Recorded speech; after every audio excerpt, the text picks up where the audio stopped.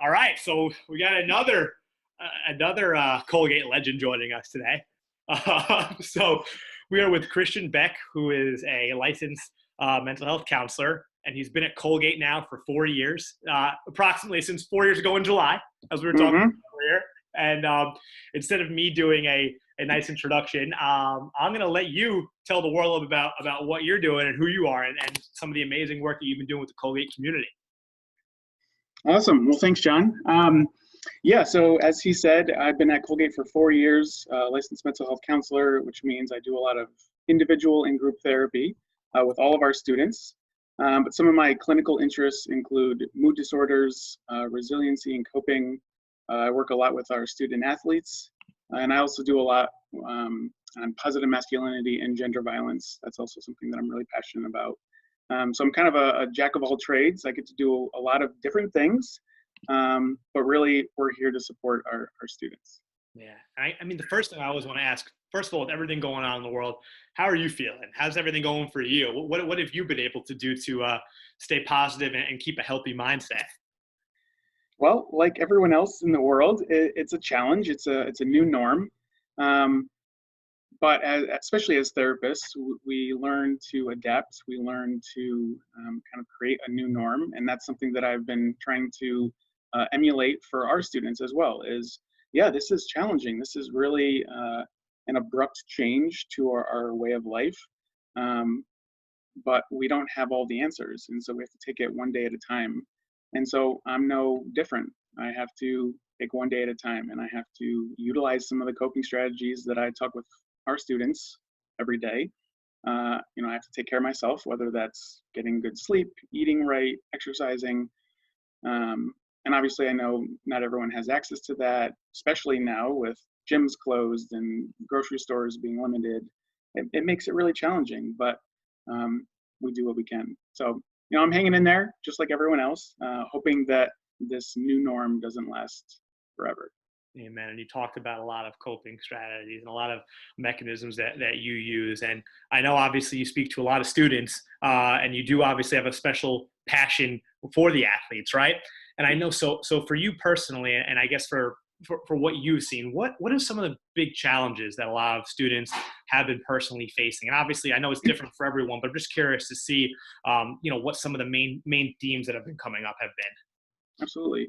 Honestly, the biggest change or the biggest challenge is something that transcends even students, and it goes to anyone experiencing this pandemic, and that's uncertainty. As humans, we like to have control. We like to know what's next. We don't like to be blindsided. And a lot of this pandemic, a lot of what we're going through is this uncertainty. So are we going to have classes in the fall?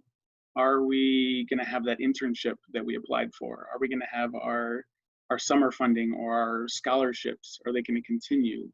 Like, what is this going to look like?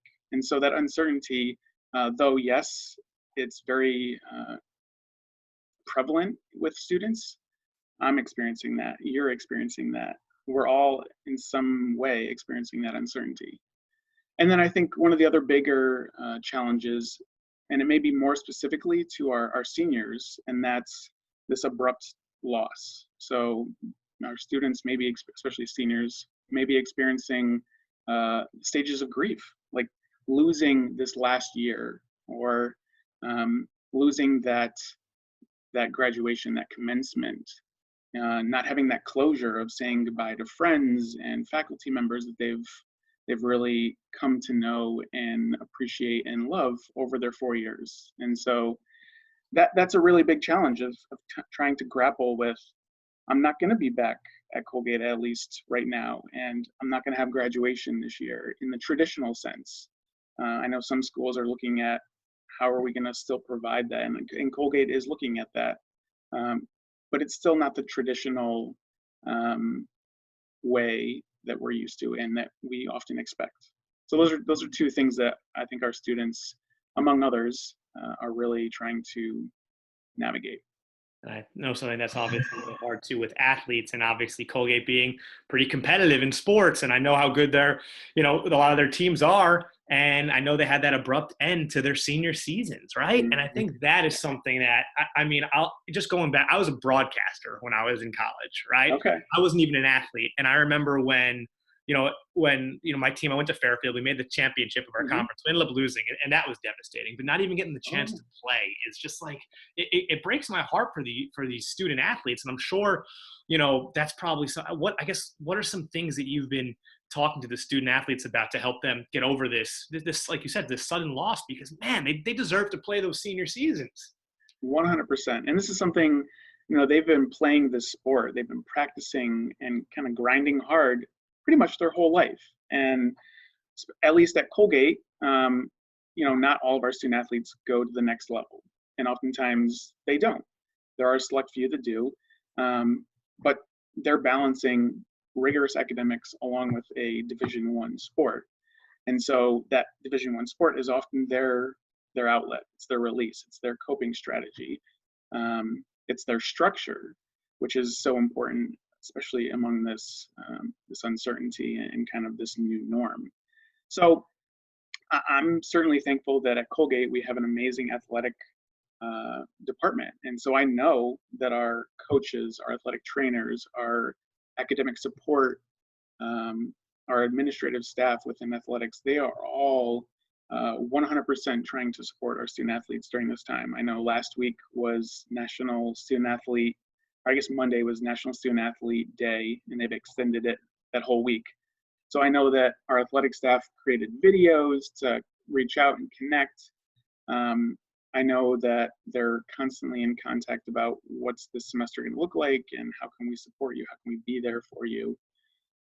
So in that sense, our student athletes have a really amazing support system through that department. Um, our office, again, it's our services are open to the student athletes, and even if we were seeing existing student athletes prior to this pandemic, they're obviously still able to access them. But as I said earlier, one of the perks of being the athletic liaison is that I get to collaborate with the athletic staff and figure out how can we best support our student athletes. Um, and right now, I think a lot of them are getting their support through their family, their friends, their coaches, their athletic support systems. But we're also trying to figure out how can we do something like this, where we record an interview of Q&A and kind of ways of coping, ways of navigating this uncertainty, um, this loss, especially if they're seniors and they're not having their spring season. So it's something that we're trying to provide and we're trying to be there, but we also understand that they may be finding their support systems elsewhere through family, through friends, through coaches, through professors. And that's okay. That's great. That's them utilizing everything that we have to offer. And you bring up such a good point too, how a lot of times, you fall in love with a sport really when you're 4 or 5 years old. Oh And yeah. a lot of times that sport is that release for you and is that stress release, right? And I think, like I said, that's why I have so much compassion too, because again, my sister was an athlete. And I remember after she stopped playing, she was like, dang, I almost struggling with an identity at this point. And it's like, and it's really sad because so many of these athletes have so many beautiful gifts to offer to this world. They might not realize it. And I think when we talk about kind of coping mechanisms and strategies, I think it's important that maybe we try a couple different things. Maybe we try some meditation. Maybe we Hmm. try something a little differently to slow ourselves down. What are some strategies that you recommend that you've been talking with some athletes about, and maybe even students in general too, to use that are really healthy and almost think outside the box, to do in a sense. Right. Well, I think first and foremost for student athletes, it's also about where do you maintain that routine? Where do you maintain that structure? Because especially as a Division I athlete, you have practice, you have lift, you're watching film, you're going through those steps on a day-to-day basis that a lot of people who aren't student athletes may not understand or even recognize all that they're going through in a day. So what I'm essentially essentially suggesting is they find that new routine. It may not look the same. They're not going to be going to, team lifts. They're not going to be watching film maybe to the extent that they normally are. But how can you do workouts? So can you do home workouts? Can you still have Zoom team meetings? And I know a lot of our teams are still doing that. So they're staying connected, but they're also getting workouts through their coaches and their strength and conditioning coaches. So that's kind of the biggest thing is how do you maintain that structure? How do you still stay active? How do you maintain that good diet? And actually, I don't even know if I want to use the word diet. I just healthy eating, because you may not have that same level of exertion. So if you start eating the way you have been, that's going to affect your performance. So maintaining that daily routine and structure. I also love how you said meditation. Sometimes we need to, actually, oftentimes we need to center ourselves. We often use techniques called grounding, where it's being mindful of the present moment. So yes, there's a lot of uncertainty with the future, and yes, there's a lot of grieving of the past. But how can we be present in this moment? Because our student athletes, yes, they are so talented in their sport, but you can take away so many amazing skills and transferable skills from their sports. So how do you maintain that discipline? How do you maintain that healthy communication and that teamwork? Those actually are very key coping mechanisms during a crisis. So knowing what they need and being able to communicate that effectively is something that our student athletes have been doing all along. It's just in a different fashion. I think also another thing we've been talking about a lot is like self-forgiveness too, Mhm. especially, in a competitive environment where, whether you're an athlete or a student at Colgate, I mean, it is competitive. And that is something that, the students are just used to. They're used to, I got to do well here. I got to get this next job, this next thing. I got to win this Patriot League championship, and I think one thing during this time that personally has helped me is being nice to myself, because if, say, I spent 2 hours not doing anything, instead of going into a hole, I'm like, you know what, John, it's okay. This is what this pandemic is doing to me. I can be nice to myself. And I think, something, hopefully a message for athletes is to be forgiving of yourself, and not to let that spiral, and understand, hey, you can find a different approach. And a lot of these students are so resilient, and they've been doing it their whole lives. And it's just, Mhm. I guess, what would you speak on in terms of forgiveness for these athletes and students in general? Yeah. Right. No, I love that. And I think, again, that transcends even student athletes. We all need to be self compassionate. We all need to give ourselves some forgiveness and say, this is not typical. This is unprecedented. So we have no baseline. Thing that I often talk with any of my students is our expectations for ourselves. So, as a student athlete, you have expectations for your performance. You have expectations for your performance in the classroom. And at Colgate, yeah, we have unbelievably high achieving students. Um, but again, during this pandemic, unprecedented times, we can't maintain those same expectations all the time because it's just different. So if we were to hold those at the same level, we're going to be not meeting those expectations. We're going to be discouraged. We're going to maybe experience some anxiety, some depression, some self-loathe. Um, and so kind of reevaluating, what are our expectations? What is reasonable during this time? And how do I self-forgive? How do I be compassionate to myself? Maybe that means, all right, I didn't get a workout in today, but what did I do? Did I reach out to a teammate? Did I write a letter to a family member? Did I, um, look at different recipes and that I can be cooking to maintain healthy eating through this time? And I know that that's kind of trivial, but it's something that in that moment you are taking care of yourself. Um, so I think having those different expectations is going to be really important during these times. Yeah, and managing expectations is key, because it allows you to, I think, continue to move. And that's the thing, 'cause it's very easy sometimes to get stuck. And I think something too that we talk a lot about too, especially even like with men and mental health too. And I know that you have you even ran a workshop on masculinity and toxic masculinity, right? Like during this time, I think it can be even harder because you're even more isolated, right? What kind of advice would you give? And for me personally, just to be open and honest with you guys, it took a while for me to open up about my mental health because of the shame factor. And if I didn't have a good friend like John, who the foundation started after, I could have been bubbling this up my whole life. And I've learned that opening up and accepting, hey, like it's okay to have these thoughts made me feel so much more powerful, so much more like myself. I guess I would love for you to just talk a little bit about that topic because I know you're so passionate about it too. Yeah, and I think you said something really, really key, and that's we have the thoughts, right? So it's okay to have different thoughts, whether that's fear, whether that's anxiety, whether that's kind of thoughts that are irrational or leaning towards depressive. Um, we all have those, and we can't necessarily control the thoughts that come in, but we can control and manage what we do, how we respond to those thoughts. And that's something that, again, I think student athletes may have a leg up because they have to do that when they're performing. So when they're out in their sport, sometimes you have to compartmentalize. You have to put those other thoughts away. Um, so during this time, for anyone, it's okay to have thoughts. It's okay to be uncertain about the future. It's okay to be fearful about, am I still going to have a job? Am I going to have financial security? Am I going to be able to put food on the table tomorrow?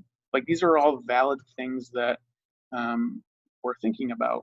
But how do we respond is really, really crucial. And one of the techniques that I often use, some of you may have heard about it, CBT, cognitive behavioral therapy. And it's a way of how do we use techniques to kind of group our cognitions, our thoughts, with how we respond, our behaviors. And so a lot of times meditation, grounding, is that form of whatever we think relates to our feelings. And especially nowadays, we're so moved and driven by our feelings, but they're not always reliable. And so if we're always dictated by our feelings, then those then influence our behaviors. So if I were to give an example, maybe your first thought is, or you have this event, unprecedented times, you're not in your normal routine. So you have a thought of, I'm not doing enough, or I'm not enough. And now that influences your feeling of, I'm not good, I don't deserve this. And that may include anxiety, depression, decreased self-esteem. And if we're constantly focusing on that, we often talk about our locus of control. So what can you control? What can't you control? So when we have those feelings and we're constantly focused on them, then that's going to manifest into different behaviors. So if you're constantly focusing inward of, I feel really self-loathing and I'm depressed because I'm having these thoughts, now your behavior is, I'm going to isolate myself. I'm not going to reach out to my family and friends.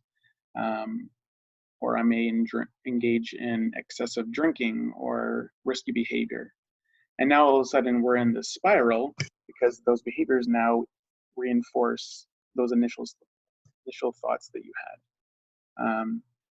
So yeah, I think to answer the question in a roundabout way is it's okay to have thoughts, but it's a matter of how long are we going to give power to them? Are we going to acknowledge it and say, all right, it's okay to have that, but what can I do? Can I take the initiative by working out, by reaching out to a friend?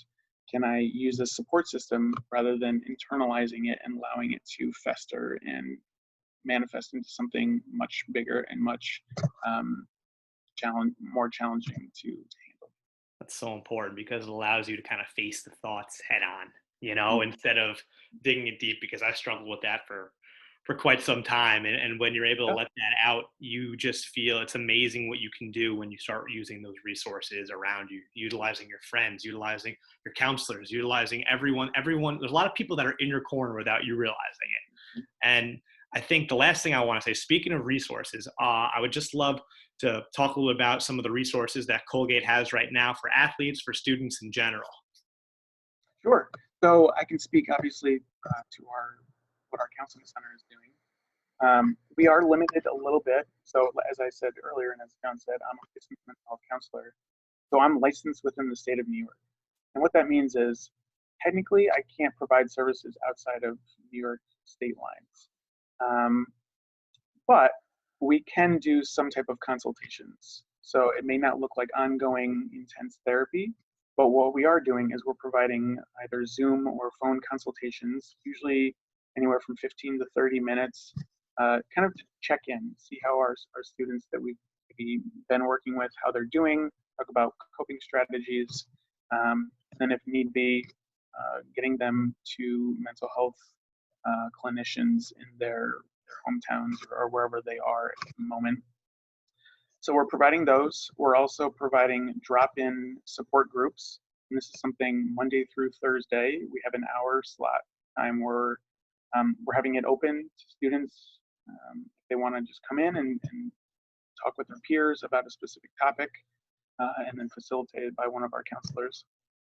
And we're also providing crisis resources. So we're still having someone that's on call 24/7 if you need some kind of immediate, intense crisis intervention. And what that is going to look like is maybe we might do some meditation. Maybe we'll talk through some strategies on kind of calming yourself down or thinking through a really difficult situation.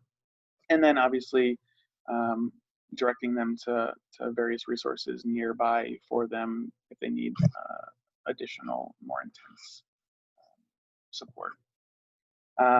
We're also collaborating with campus partners, whether that's through outreach and providing video conferences, different kind of tips and tricks of how to navigate these times. As I said earlier, with the athletic department, we're trying to work on creating some type of Q&A where we can answer the questions that are kind of burning in their mind of what's this going to look like. And again, we don't have all the answers because there is so much uncertainty moving forward. But how do we use the information that we have to benefit the moment that we're in right now? So that's the services that we're providing right now. And those are all on our webpage. So if you have any questions or concerns, obviously you can go on our webpage and it's all laid. That's awesome because you're giving students a real opportunity to authentically connect and authentically engage. And I love that is the fact that you have these peer support groups, you have one-on-ones, you have walk-in hours. And I think that goes such a long way because I think the more students see this and the more students understand that, hey, this is something that is normal, that we can kind of tackle together, it goes such a long way. And this was such a pleasure. So thank you so much for taking the time to do this. I really appreciate it, John. Yeah. I mean, it's amazing that you were wanting to provide this because I think it's just a testament to the support systems that are out there, the compassion of individuals and wanting to, as you said, journey through this together. That means the world to me too. Thank you.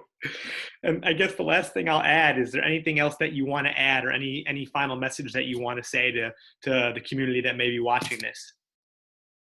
Well, I think again, it's we talked about support systems earlier, and even like social media and how that has been such a prevalence in our lives. And I think now more than ever, it's important to stay connected with family and friends through those different platforms, but also acknowledging that we still need some moderation. We may need to take a break. And I think that goes back to your comment, John, about we need to have some self-forgiveness, self-compassion. And maybe that looks like taking a break from social media for a little bit to go outside or work out or play a game with whoever you're maybe isolated with. Again, we all have different experiences. We're all in different circumstances. So we have to be a little creative. But most importantly, I want you to make sure that you're taking care of yourself. And sometimes that means distancing or taking a break from social media and news and that consumption that can often be negative, important, but negative. So, That's great. Thank you so much. absolutely. Thank you.